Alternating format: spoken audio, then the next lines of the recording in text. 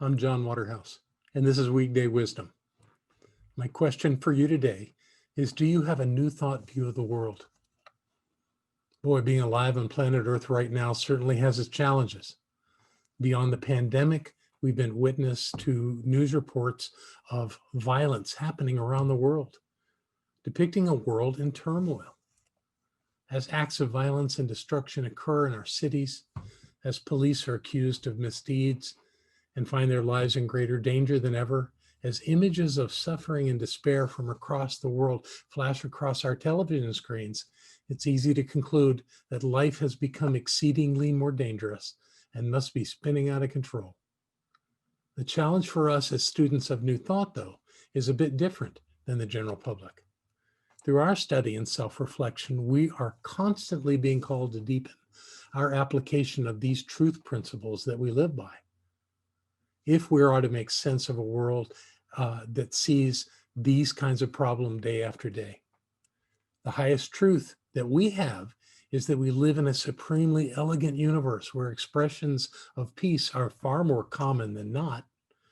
Sociological research definitely shows that we live in a more peaceful time in human history than ever before. We also live in a time when details of world events come to us almost as quickly as they happen. So even with a world being safer and more peaceful, we see that these images and facts that highlight the deviant acts of the few. Our task is to have a clarity of understanding, knowing who we are, and to see that we are constantly evolving individually and collectively. Because of these principles we live by, we don't have the luxury of indulging in ideas that violence in the world means there's an absence of God. It's not possible for the ubiquitous presence of the divine to be infinitely present everywhere in the cosmos, except where people are committing violent acts. Spirit has to be there too. When we learn of such violence, we can't fall into states of fear and despair. Our job is to remember our divine nature and to apply what we know, finding God in the midst of every situation and every circumstance. There's an ancient quote in the Judeo-Christian Bible from a mystic that gives us a clue as to how we can accomplish this. It's in Zephaniah, the 3rd chapter, verse 15, where the prophet writes, "The Lord has taken away our judgments and has cast out our enemies. The King of Israel is in the midst of you. You shall not see evil anymore."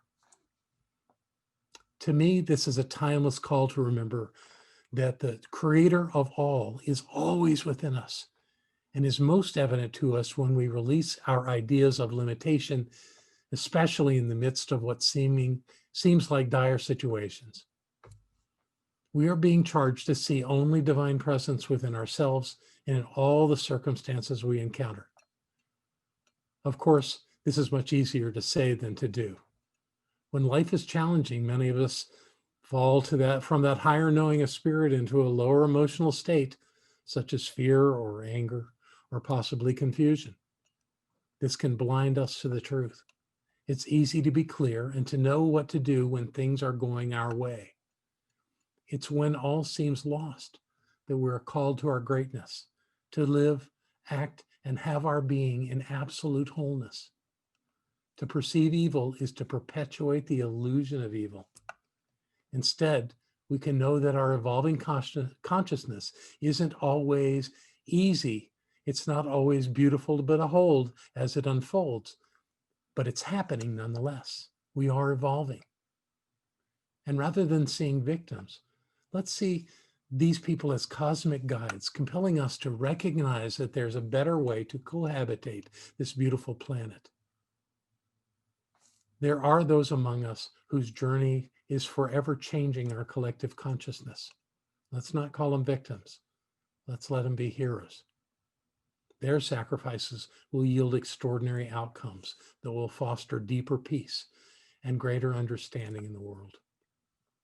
Through them and through our own consciousness, we are moving ever closer to being a human race that truly practices justice and compassion for all. So be patient and know that all is well and that all is still God. And with that, have a fantastic day.